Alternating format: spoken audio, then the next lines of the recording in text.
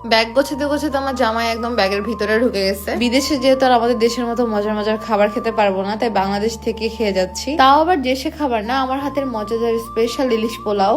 আসসালামু আলাইকুম সবাইকে, কি অবস্থা সবার? যেহেতু হাতে একদমই অল্প সময়, কিন্তু এখনো সব গোছানো গাছানো হয় নাই, এই জন্য আমার রুমের অবস্থা খুবই খারাপ। যেখানে তাকাচ্ছি না কেন জামা কাপড় জামা কাপড় আর জামা কাপড়। এবার আমরা বেশ কয়েকদিন থাকার প্ল্যান করে যাচ্ছি, তাই জামা কাপড়টা একটু বেশি করে নেওয়া হচ্ছে। আর শীতের জামা কাপড় যেহেতু অনেক মোটা মোটা, একটু নিলে মনে হয় যে অনেক হয়ে গেছে, যে কারণে হচ্ছে এই ব্যাগগুলো আনা হয়েছে। আর এই ব্যাগগুলোর কি কাজ আমি আপনাদেরকে দেখাই দিচ্ছি। আর এই ব্যাগের সাথে একটা পাম্পার মেশিনও আছে। ব্যাগের মেজারমেন্ট সাইজটা আমরা একটু উল্টাপাল্টা করে ফেলছি, একটু সাইজে বড় নিয়ে ফেলছি আর কি। সবসময় নোবেল আমার ড্রেসগুলো হচ্ছে আগে গোছায় রাখার ট্রাই করে, আমারটার পরে হয়তো বা মেয়ের ড্রেসগুলো গোছাবে, তারপর ওরটা গোছাবে। যেহেতু আমি পাম্পার মেশিন বলছি, আবার ভাইবেন না যে আমি পাম্প দিয়ে আর কি ব্যাগটাকে আমরা ফুলাই ফেলবো। মেশিনটা দিয়ে অ্যাকচুয়ালি ব্যাগের ভিতরে জমে থাকা যতগুলো বাতাস আছে সেই বাতাসগুলো বের করে ফেলবো। এমনি দিন কখনো সন্ধ্যা কিংবা দুপুর টাইমে ঘুম আসে না, কিন্তু আজকে আমার এত পরিমাণের ঘুম আসতেছিল, কিন্তু কিছু করার নেই, কাজগুলো শেষ করে ফেলতে হবে আজকে। এতক্ষণ মনে হচ্ছিল কতগুলো জামা আমি নিয়ে যাচ্ছি, বাট এখন মনে হচ্ছে যে একদম অল্প কিছু জামা। ওই যে বললাম সাইজটা একটু বড় এনে ফেলছি, তাই হচ্ছে আবার সুন্দর করে গোছাতে হবে। আর আমার জামাই তো একদম ব্যাগের ভিতরেই ঢুকে গেছে। আমার আগের সোফাটা কিন্তু আপনারা দেখছেন রেড কালার ছিল, পরে ওটাকে কিন্তু আমি আবার রিপেয়ার করে হচ্ছে এই সুন্দর ডিজাইনটা করেছি। আর সোফার সাথে আমি টি টেবিলটা করিয়ে নিয়েছি, না হলে ম্যাচ খেত না। পুরাতন ফার্নিচার ফেলে না দিয়ে আমার মতো এরকম রিপেয়ার করাই বেটার, তাহলে দেখতেও অনেক সুন্দর লাগবে, মনে হবে যে একদম নতুন কিনে এনেছি শোরুম থেকে, টাকা অনেকটা সেফ হবে। শুধুমাত্র সোফাই না, আমি আমার ডাইনিং টেবিলের চেয়ারগুলোও কিন্তু রিপেয়ার করেছি, তো আমাকে হচ্ছে এগুলো করতে হেল্প করেছে সোফা রিপেয়ারিং কিং। তাদের পেজটাকে আমি এই ভিডিওর ক্যাপশনে মেনশন করে দিচ্ছি, আপনারাও চাইলে আমার মতো পুরাতন ফার্নিচার না ফেলে দিয়ে এরকম নতুন রূপ দিতে পারেন। বিদেশে গেলে আমি সবসময় যে জিনিসটা মিস করি সেটা হলো বাংলাদেশের খাবার। আমার কাছে মনে হয় আমার দেশের খাবারের মতো স্বাদ কোনো খাবারে নাই। যেহেতু অনেক দিনের জন্য যাচ্ছি, বাংলাদেশের খাবার মিস করবো, তাই ভাবলাম যে আজকে একটু ইলিশ পোলাও রান্না করে ফেলি। সবসময় আমি ইলিশ পোলাও রান্না করি পোলাওর চাল দিয়ে, বাট আজকে আমি বাসমতি চাল দিয়ে রান্না করছি। আমি আজকে যে টপসটা পরছি এটাই কিন্তু নোবেলের বার্থডে সময় পরছিলাম, তো তখন অনেকে জিজ্ঞেস করছিলেন যে আপু এটার প্রাইস কেমন, কই থেকে নিছেন। এটা কিন্তু শুধুমাত্র টপস, সাথে কিন্তু কোনো প্যান্ট নেই। তো আমি যে প্যান্টটা পরেছি ওটা হচ্ছে আলাদা আর কি, মানে একটা টপসি আর কি, সিঙ্গেল টপ। টপসটা আমি নিয়েছি লারিফ থেকে, এটা নিয়েছে 2100 কয় টাকা জানি, মানে আমার ওইভাবে আর কি খেয়াল নেই। ইলিশ মাছ কিন্তু আমি অল টাইম নিই ইলশেবাড়ি থেকে। আমি ইলশেবাড়ি পেজটাকে ভিডিওর ক্যাপশনে মেনশন করে দিব। একটু নিজের ব্লগ গুলো যদি একটু ভিজিট করেন তাহলে আমার এই রেসিপিটা হচ্ছে দেওয়া আছে, তাই আজকে আর নতুন করে রেসিপিটা বললাম না, শুধুমাত্র বাসমতি চালটা ইউজ করেছি পোলাও চালের পরিবর্তে, একই প্রসেসিং। আম্মু বলছিল আজকে রান্না করবে, কিন্তু আমি আম্মুকে বললাম যে না, আজকে আমি রান্না করবো সবার জন্য। আপনাদের ভাইয়া অনেক তাড়া দিচ্ছিল যে তাড়াতাড়ি রান্না করো, কারণ এখনো ব্যাগ গোছানো হয় নাই।